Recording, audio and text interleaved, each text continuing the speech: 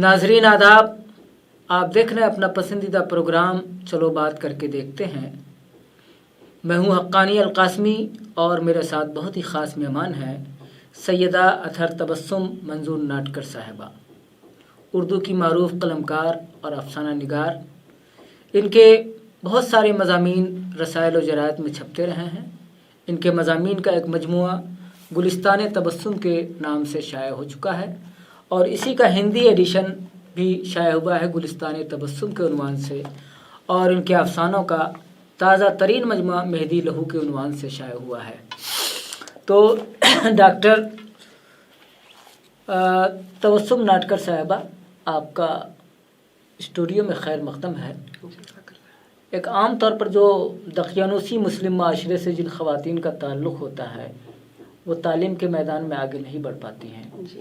तो आपसे मैं ये जानना चाहूँगा कि आपका तालीमी या ख़ानदानी पस मंज़र क्या है? जी, मेरे वालिद फजंदार हाई स्कूल में प्रिंसिपल रह चुके हैं। जी जी जी। मेरी वालिदा टीचर रह चुकी हैं। मेरे नाना टीचर थे, मेरे दादा दादी ये भी टीचर थे, और अभी मेरी एक बहन लेक्चरर हैं और एक टीचर हैं, 2 डॉक्टर हैं और हम 2 हाउसवाइफ हैं। लेकिन मैंने भी बच्चों को तालीम दी घर में ट्यूशन्स के ज़रिए जी। और अल्हम्दुलिल्लाह मेरे वालिद ने भी किताबें लिखी थी साइंस के लिए, बच्चों के लिए। और उसके बाद जब वो यहाँ फजंदार हाई स्कूल छोड़कर चले गए थे अब्दुल अजीज़ यूनिवर्सिटी सऊदी, जी जी जी, तो जब वहाँ चले गए तो हमने वो फजंदार हाई स्कूल छोड़कर अपने नैनीहाल आ गए थे और फिर वहाँ मैंने अपनी तालीम मुकम्मल की। मतलब मैंने 10वीं तक ही वहाँ पर अपनी तालीम की। उसके बाद मेरी शादी हुई। शादी के बाद मैं अपनी तालीम से कट गई और अल्लाह ताला ने गोद में नन्हे मुन्ने बच्चे भी जल्दी दे दिए। तो उसको पालना संभालना, घर की कुछ मसरूफियात और घर के कुछ हालात ऐसे थे। तबस्सुम साहबा, ये बताएं, ये जो आपकी तालीम रुकी जी। ये सिर्फ आपके साथ किया हुआ, आमतौर पर उस माशरे की और लड़कियों के साथ ऐसा होता है? और लड़कियों के साथ भी होता है, क्योंकि माँ बाप को लगता है अगर बड़ी बेटी है और बेटियां ज़्यादा हैं तो हम जल्द से जल्द इनकी शादी कराएं। और मेरे साथ यही हुआ, क्योंकि हम 6 बहनें हैं और मैं बड़ी होने के नाते शायद मेरी वालिदा को कहीं ना कहीं ऐसा लग रहा था कि मेरी 6 बेटियां हैं। नहीं, आपका तो पूरा खानदान तालीम से वाबस्ता है, उसके बावजूद भी आप आगे की तालीम हासिल करने कैसे आपको ऐसा हुआ? वो तो खैर अल्लाह ही जाने क्यों मेरे साथ ऐसा हुआ, मैं खुद भी नहीं समझ पाई। हालांकि मुझ में टैलेंट भी बहुत था और मैंने 10वीं जमात में 3 अफसाने लिखे थे। जी जी जी। और थोड़ी बहुत शेर व शायरी भी आपके लिखा घर करती। में तालीम पे पाबंदी एक तरह से थी, मतलब आला तालीम पे, तो ऐसे ज़माने में आपने अफसाने कैसे लिख लिए फिर? बहुत सारे रिसाले घर में आते थे, जैसे शमा है, खातून मशरिक है, शबिस्ता है, नूर है, बतूल है, खिलौना है, हिलाल है। बहुत सारे रिसाले हमारे घर में आते थे। तो नहीं, लिखने पे पाबंदी नहीं लगी आपके ऊपर? बिल्कुल भी नहीं, लिखने के ऊपर भी पढ़ने के ऊपर भी पाबंदी ऐसी थी कि हम रातों को डिम लाइट जलाकर हम लोग पढ़ते थे। तो क्या इसके खिलाफ वहाँ की ख़वातीन ने कभी एहतजाज किया? उन्हें जो आला तालीम से मना किया जाता है, रोका जाता है, या जो रुकावटें आती हैं उनके रास्ते में, उसके लिए? जी, उस वक्त मना किया जाता था, लेकिन अब अल्हम्दुलिल्लाह माँ बाप बच्चियों को आला तालीम दिलवा रहे हैं। और अभी ऐसा है कि हर कोई अपनी बच्ची को आला तालीम दिलाना चाहता है। शायद उस वक्त ख़यालात उनके ऐसे हों। हालांकि मेरे वालिद और वालिदा पढ़ी लिखी थी, फिर भी मेरे साथ इस तरह का ये हादसा ही, मैं कहूँगी हादसा हुआ। जी जी बिल्कुल, ये हादसा ही आपके मुझे साथ है। अपनी तालीम छोड़नी पड़ी जी। और 15 साल के बाद। अच्छा तबस्सुम साहबा, अभी आपने जिक्र किया कि आपके वालिद ने शायद साइंस के हवाले से कोई किताब लिखी जी है, जी, और वो बच्चों के लिए है। बच्चों के लिए थी। तो क्या अदब अतफाल का जो जिक्र होता है तो उसमें उनका नाम आता है? जी नहीं, उनका नाम नहीं आता, क्योंकि उन्होंने उसी वक्त वो हाई स्कूल छोड़ा था और शायद उनकी वो किताब किसी और ने अपने नाम से शाये करवाई थी। اچھا، اس وجہ سے نہیں آتا؟ ہاں، تو اس کے وجہ سے خلاف ان کا مطلب نام نہیں آتا ہے۔ جی جی جی جی، تو یہ تو بڑا المیہ ہے، بہت بڑی ٹریجڈی ہے ہاں۔ آج کی دنیا کی، کہ لوگ کتاب لکھتے ہیں کسی اور کے نام سے چھپ جی۔ جاتی ہے۔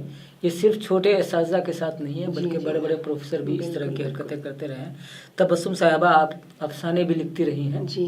اور میرے خیال سے آپ کے جو افسانوں کی جو نئی کتاب آئی ہے، اس میں کافی اچھے افسانے شامل ہیں۔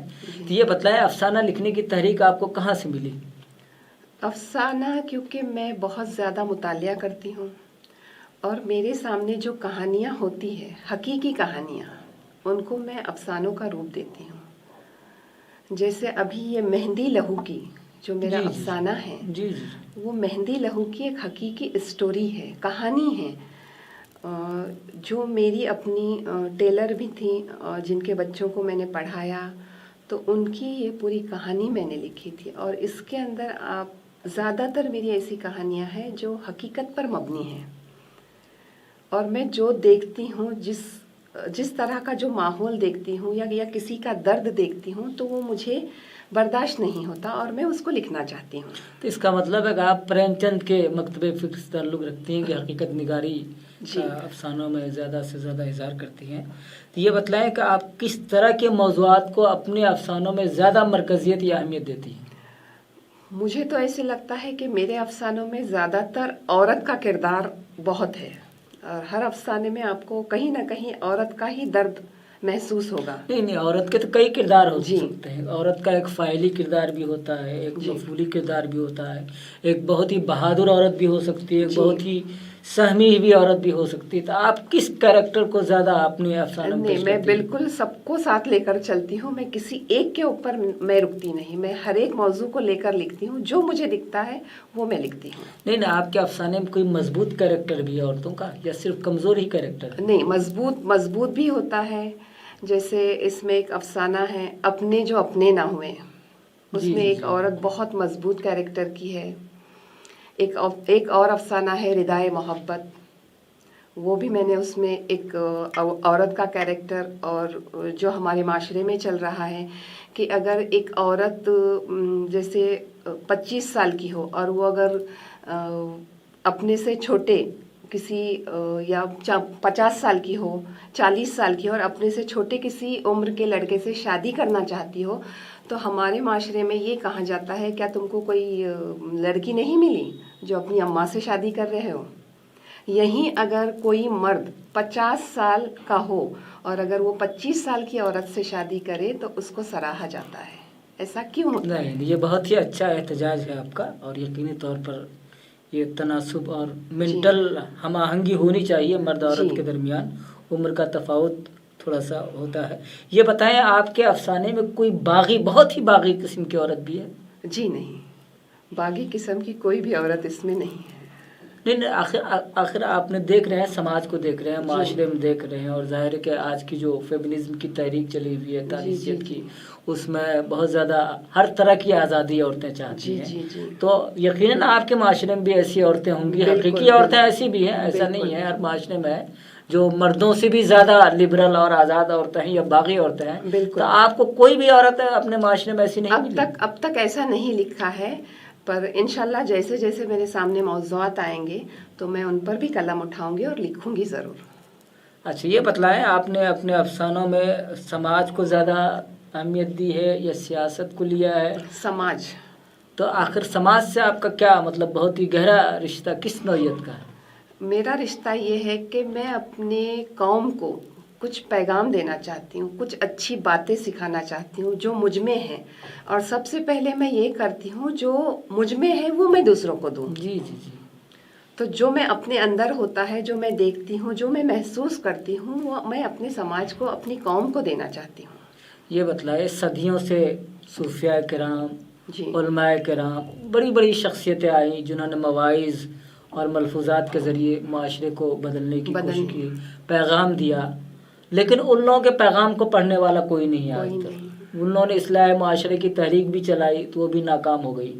تو جو معاشرے کی جو حیوانی جبلت ہے اس کو بدلنا تو آسان نہیں ہے۔ تو آپ سمجھتے ہیں کہ کیا آپ کی کہانیوں کی وجہ سے معاشرہ بدل جائے گا؟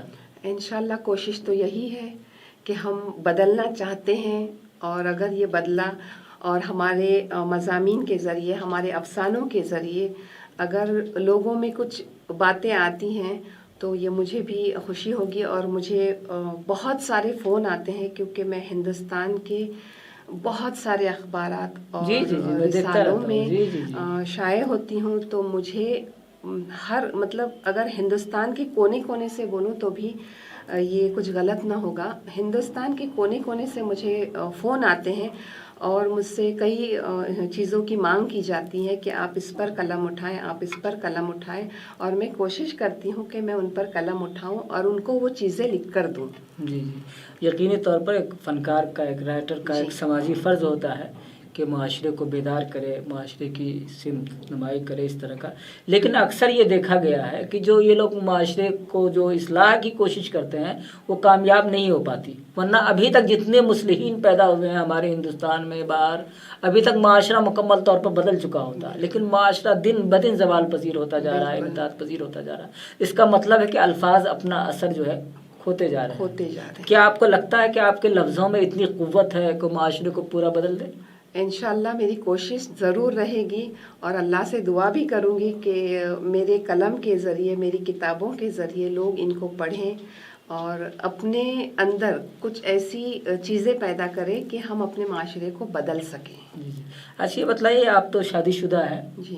ظاہر ہے کہ امور خانہ داری کے فرائض بھی آپ انجام دیتے ہوں گے، تو اس کے باوجود بھی آپ لکھنے کے لیے اتنا وقت کیسے نکال لیتی ہیں؟ لکھنے کے لیے وقت ایسا نکالتی ہوں میں کہ میرے گھر میں بہت چھوٹے چھوٹے بچے بھی ہیں، مجھے سب گھر بار سب کچھ دیکھنا پڑتا ہے. پھر بھی میں اس میں سے تھوڑا سا، جب بچے اسکول جاتے ہیں تو اس وقت میں اپنا لکھنے کا جو وقت ہے تو میں اس وقت کو یہ کرتی ہوں کہ مجھے سکون ملے اور میں اس وقت لکھوں. اور یہی وقت میرے لیے اچھا ہوتا ہے کہ میں بچے جب نہ ہوں تو سکون سے لکھتی ہوں گھر میں. ہاں، تو اس کا مطلب ماں کے فرائض بھی انجام دیتی ہیں، معاشرے کے فرائض بھی انجام دے رہی ہیں. یعنی دونوں طرح کا کام آپ کر رہی ہیں. یہ بتلائیں، آپ کے شوہر کا اس سلسلے میں کوئی تعاون ملتا ہے؟ میرے شوہر بہت ہی اچھے انسان ہیں، بہت ہی اچھے، کیونکہ اگر مجھے ان کا ساتھ نہ ملا ہوتا تو میں شاید یہ کبھی نہ کر پاتی. نہیں، عام طور پر یہ ہوتا ہے کہ جب عورت کامیابی کی سیڑھیاں چڑھتی ہے تو مرد بہت پستی میں اتر آتا ہے لحاظ سے، اور ایک رقیب کے طور پر اپنی شریک حیات کو دیکھنے لگتا ہے. تو آپ کے ساتھ ایسا کچھ نہیں؟ بالکل بھی نہیں، میرے شوہر بہت اچھے ہیں. میں یہاں بیٹھی ہوں، آپ کے ساتھ انٹرویو دے رہی ہوں، لیکن میرا مہندی لہوکی کا اجرا 27 اکتوبر کو ہوا. اس کے بعد ادے پور میں 31 اکتوبر کو تعارفی اجرا ہوا. اس کے بعد دہلی میں ابھی آج 3 تاریخ کو تعارفی اجرا اس کا ہوا. میں یہاں بیٹھی ہوں، میں نے ابھی تک نہ ایف بی کھولا ہے نہ واٹس ایپ کھولا ہے، پر الحمدللہ میرے شوہر نے سب کچھ ایف بی پر شیئر کر چکے ہیں. اور مجھے لوگوں کے فون آتے ہیں کہ آپ کو مبارک مبارک. بہت سپورٹ کرتے ہیں، بہت سپورٹ کرتے ہیں. چلیے، آپ بہت خوش نصیب ہیں کہ الحمدللہ اللہ تعالیٰ ایسا شوہر ہر کسی کو دے. جی جی، آمین ثم آمین. لیکن یہ بتائیے، جو آپ کی کتاب ہے گلستان تبسم، اس میں کس طرح کے مضامین زیادہ ہیں؟ ادبی اور اصلاحی. تو اصلاح، یہ بھی اس کا مطلب ہے کہ آپ اصلاح معاشرہ کی تحریک چلا رہے ہیں؟ بالکل، ادبی، اصلاحی اور سماجی. تو ادب میں کس طرح کے موضوعات کو آپ چھوتی ہیں یا لکھتی ہیں؟ کن موضوعات پر؟ جیسے ابھی اس میں ہے دعاؤں سے تقدیر بدلتی ہے. واہ، بہت اچھا عنوان. دور آسمانوں پر ہوتے ہیں فیصلے. واہ. بہت سارے ایسے مضامین ہیں. دل آخر دل ہی تو ہے. واہ. ایسے کئی سارے اس میں مضامین ہیں. یہ بتلائیے کہ آپ جو مضامین لکھتے ہیں اس میں عورت مرد کے نازک رشتوں کے حوالے سے بھی کچھ چیزیں ہوتی ہیں؟ بہت کچھ ہے. گلستان تبسم میں بہت کچھ ہے عورت مرد کے رشتے پر. یعنی چمن چمن کے پھول ہیں. بالکل ہیں. اور انشاءاللہ تیسری کتاب جو میری ابھی منظر عام پر آئے گی، شبستان تبسم. جی جی جی. اس میں بھی ایسے مضامین ہیں کہ اس سے بھی لوگوں کو سبق مل سکتا ہے. اور میں نے ایسے ہی موضوعات چنے ہیں کہ وہ لوگ پڑھیں اور اس پہ اگر عمل کرے تو انشاءاللہ یہ اپنا معاشرہ کچھ تھوڑا بہت تو اچھا ہو ہی سکتا ہے. انشاءاللہ، بالکل امید پہ دنیا قائم ہے. ظاہر ہے کہ آپ توقع رکھتی ہیں تو یقینی طور پر معاشرہ بدلے گا. تو یہ بتلائیں کہ آپ نے بچوں کے لیے بھی کچھ لکھا ہے کیا؟ جی نہیں، بچوں کے لیے کچھ نہیں لکھا ہے. پر ایک بار میں نے سوچا ضرور کہ میں بچوں کے لیے بھی کچھ لکھوں، کیونکہ میرے گھر میں بچے ہیں، وہ ایسی ایسی حرکتیں کرتے ہیں کہ ان کو دیکھ کر میں خود پریشان ہو جاتی ہوں کہ یہ آج کے جو بچے ہیں بالکل کمپیوٹرائز ہیں. جی جی بالکل صحیح کہہ رہی ہیں. جو ہم سوچ بھی نہیں سکتے وہ کر گزرتے ہیں. واہ. تو میں نے ایک سے دو بار یا کئی بار سوچا بھی ہے کہ ان بچوں کو میں سمجھوں اور ان کے بارے میں کچھ لکھوں، اور انشاءاللہ میرا ایک ناول لکھنے کا بھی ارادہ ہے. واہ بہت خوب. تو اس کو شروع تو نہیں کیا ہے، فی الحال میں بہت زیادہ مصروف ہوں. تبسم صاحبہ، آپ ایک ماں کی حیثیت رکھتی ہیں، اور ماں ہی بچوں کو نہیں لکھیں گے تو بچوں کا ادب فروغ کیسے پائے گا؟ بالکل. میرا خیال ہے کہ اگر خواتین ادب کے میدان میں آتی ہیں، بچوں کے ادب لکھتی ہیں، تو بچوں کا ادب زیادہ مفید یا منفعت بخش ہو سکتا ہے معاشرے کے لیے، چونکہ ماں سے بہتر بچوں کی نفسیات یا سائیکی کو کوئی اور سمجھ نہیں سکتا ہے. تو ظاہر ہے کہ خواتین زیادہ بہتر طور پہ بچوں کے مزاج کو سمجھ سکتی ہیں، سائیکی کو سمجھ سکتی ہیں، ان کے مسائل کو سمجھ سکتی ہیں، ان کے پرابلمز کو سمجھ سکتی ہیں.